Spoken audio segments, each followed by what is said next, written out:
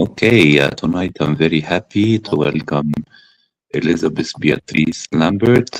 She's a actress and producer, content creator. She's been doing a lot of things, and let's hear it from her. How are you, Beatrice? I'm fantastic. Everything is glowing in the City of Angels. What about you? Good, everything is fine. First, I'd like to ask you about your name. Beatrice Lambert is a little bit francophonic name. You have any francophonic origins?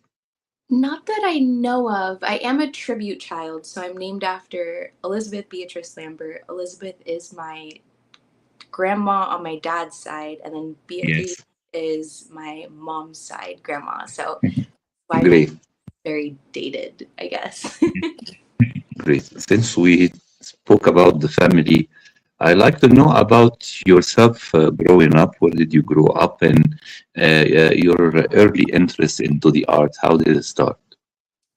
I'm just one of those kids that loved attention, always did talent shows, had to be in the plays growing up. So I think it was always there. I mean, I was always putting on productions for my parents and like having them come out into the living room with my stuffed animals and I'm putting on a performance for them. I grew up in Arizona, in the suburbs Yes. of Arizona. Mhm. So it's very interesting. There wasn't like a lot of diversity out in Arizona, and Mhm. it's a retirement state. So everybody there, I'm so used to having elderly neighbors, elderly doctors, elderly grocers. So that was my upbringing. So I was raised around a lot of older people, but I wouldn't trade it. You know, you learn a lot, you grow a lot having a lot of older people around you. So. Yes. But did you do any acting or performing during school or high school before moving to Los Angeles? Oh yeah. The first taste of auditions that I ever got was in, I believe, the first grade. It was Three Little Pigs, and I remember I really, really wanted to play Mama Pig because the teacher at the time was like, "This is the biggest part.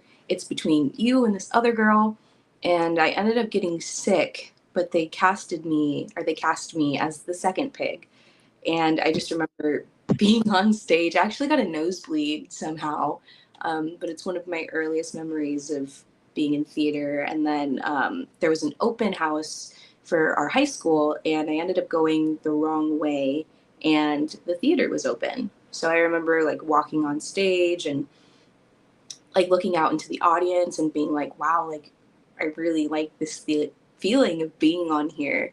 So I did theater all throughout high school. I took acting classes back in Arizona around like COVID time. In college, I was supposed to be with my high school sweetheart, and we were supposed to open up this like dance studio. And that ended up falling through, and I'm just not a school person. So I told my dad, I think I'm going to drop out. And he's like super supportive. So he's like, okay, that's fine. But what are you going to do? It's like, I think it's time to start taking acting serious.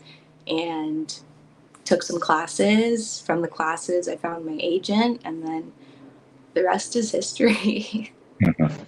You find an agent in Arizona before moving. Uh, And I seen your filmography. Your first short, it was called 67. This is the first project you have done. So Uh, it's the first. Go ahead, sorry. yeah, yeah. I want to know how did it land to you and what did you play? It was Yeah. maybe 2 years ago only. So the first thing that I've ever done, I don't think it's on my resume, but it's called The Chameleon. And that Uh-huh. was short back in Arizona. Um, I'm not sure. I think it was through Backstage. That's like one of the very first profiles I had. He reached out to me, and I hadn't been on Backstage in forever, so I don't know what he saw in my profile because it definitely wasn't completed. I definitely did not have like headshots like I do today. And he was like, I feel something about you, and somebody that I had worked on a commercial with vouched for me, and they were the ones filming it. So that was an amazing experience. I rarely put it out there just because, you know, it's my first piece of work. But Star 67 was my first Uh-huh. horror game that I had done. And, you know, I obsessed with horror. And I was in California at the time, but they were filming back in Arizona. And I was like, oh, that's not a problem. I go back and forth all the time. Yeah. That process and that experience really solidified, like, yeah, horror is my genre, and this is what I want to do. And what did you play in Star 67? I was Bree. It's been a while. I was Bree. Tell me if you're watching this, please don't strike me down if I'm. No, I was Bree.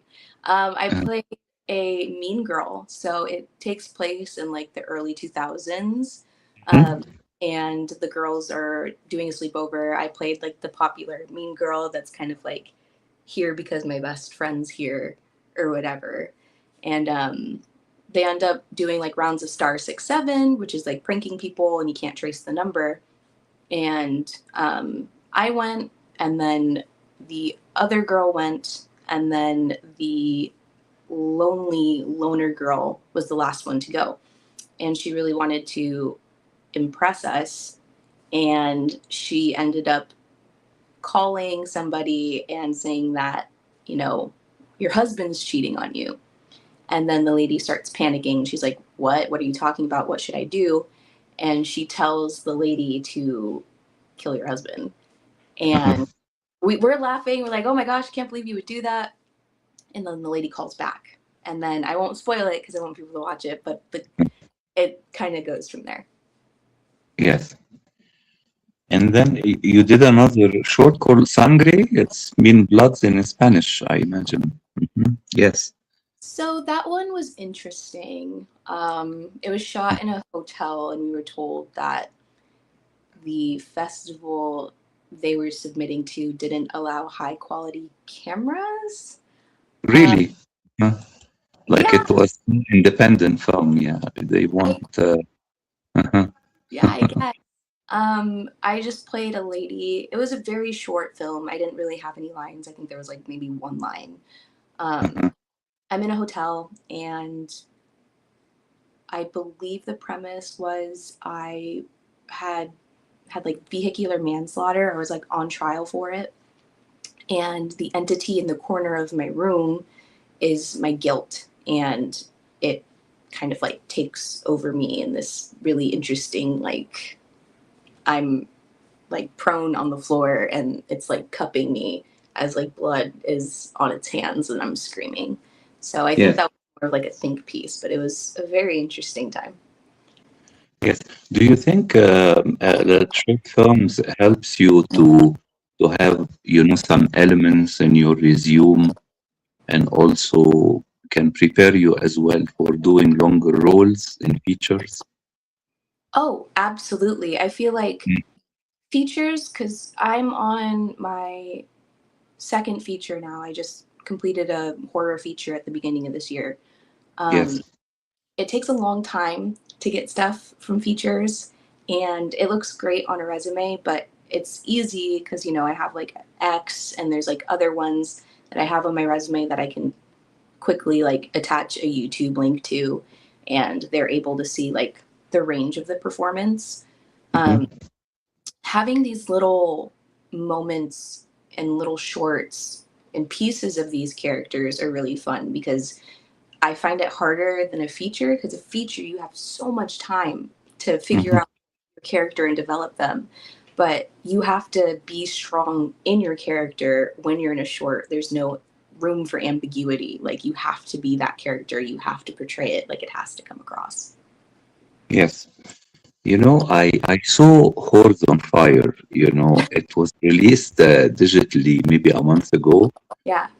You know, when I contacted you, usually I see the new releases and see the talents involved. They are interested to speak about their work because, you know, the movie is out there. And of course, people would like to see and hear from the cast and crew of the film.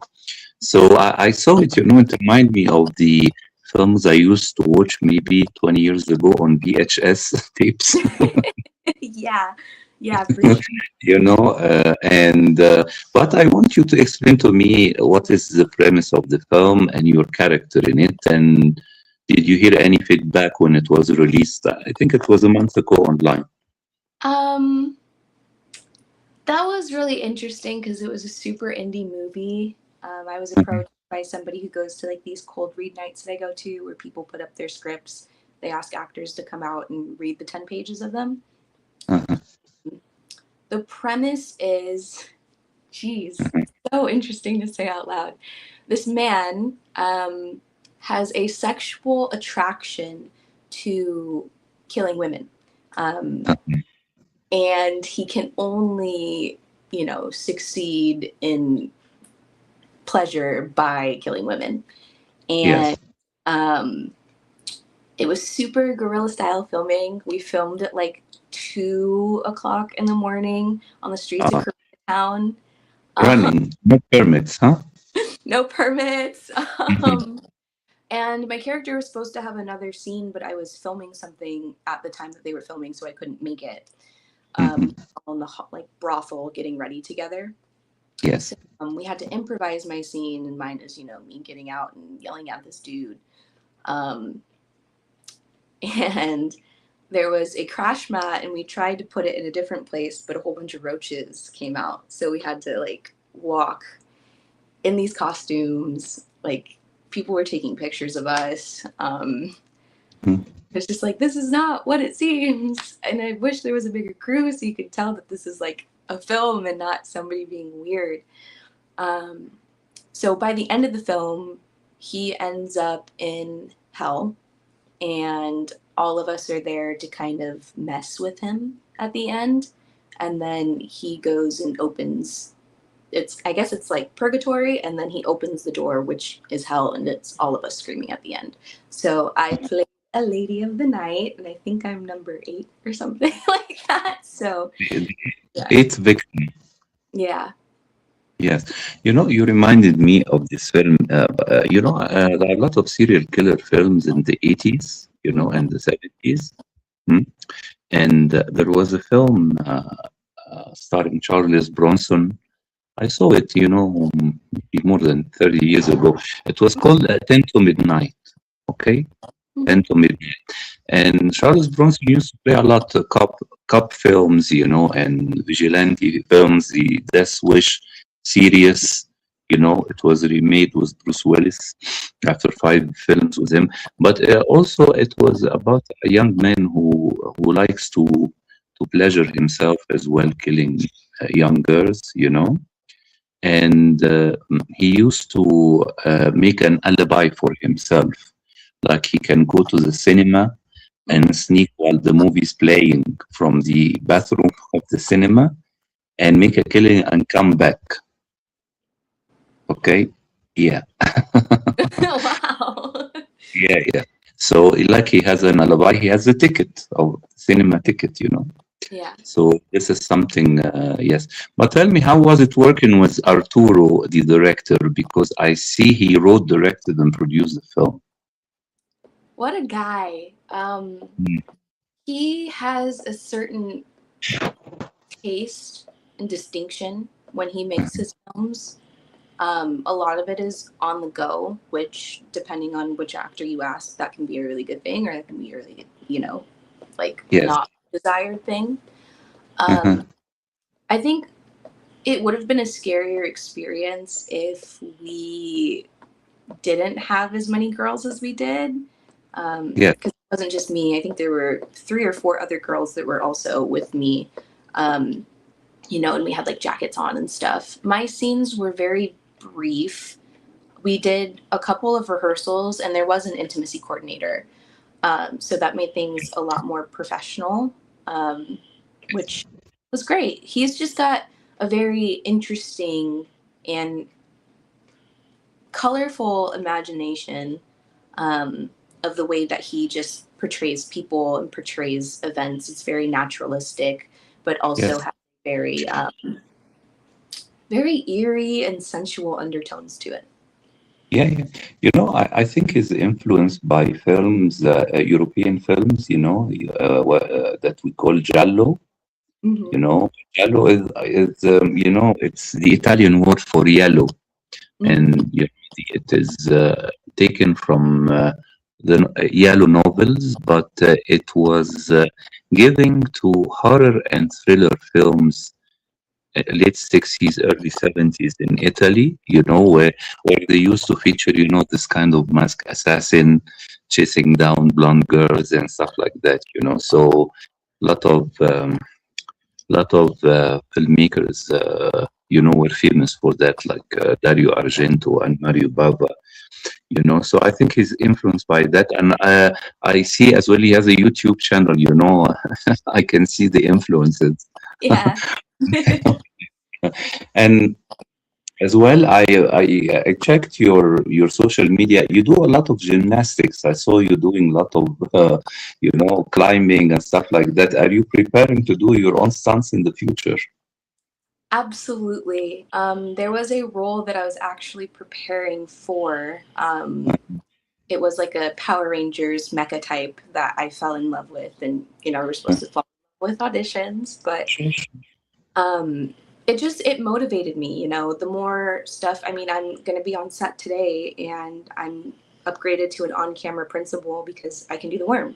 Like, it's just having a caliber of things that you can do. I was on Euphoria because, during COVID, I was like, there's nothing else for me to do. I'm going to buy a pole off of Amazon. I'm going to put it in my room and learn tricks. I mean, that I would have never guessed would have landed me on, the last season of Euphoria, or this, like, I worked with Snoop Dogg and did like his promotional movie trailer because I learned how to pole dance. So the more I become connected to these hobbies that I do and like stunts, the more I feel like I'm, surplusing my career. So and it keeps me sane because, acting takes up a lot of my life.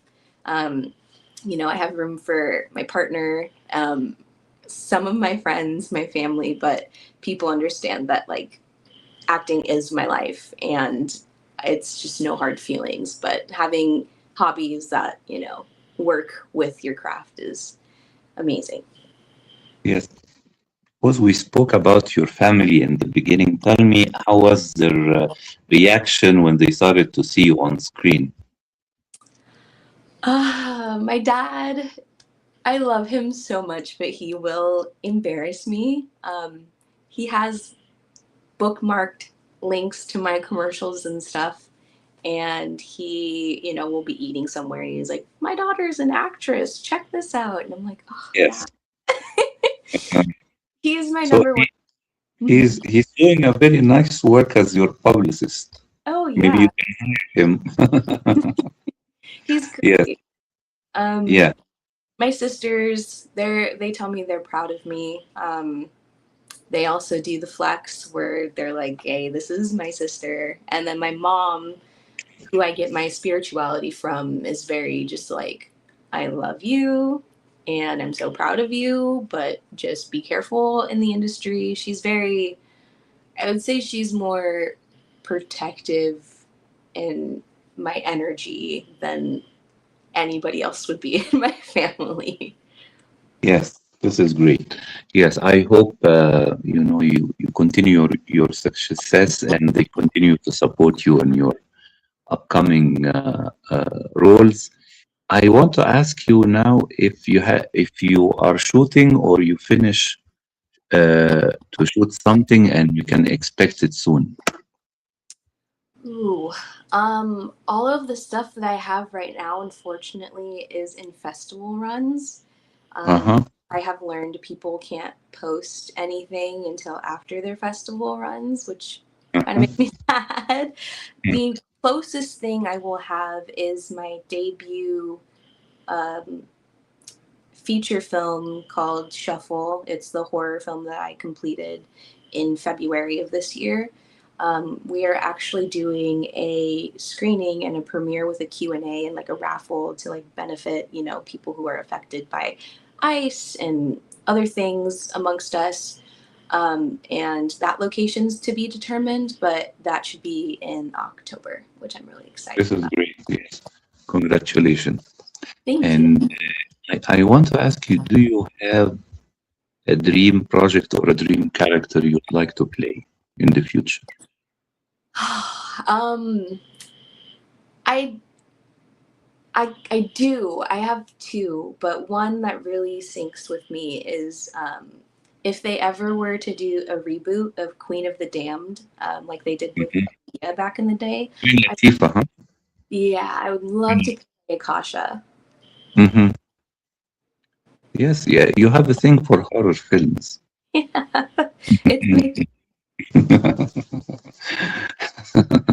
Yes, this is very nice. You know, in the 70s, there were a lot of, uh, uh, a wave of horror films with African American people, you hmm know, and including a lot of vampires, horror, yeah, that were made independently as well in America, and sometimes in Europe and Asia.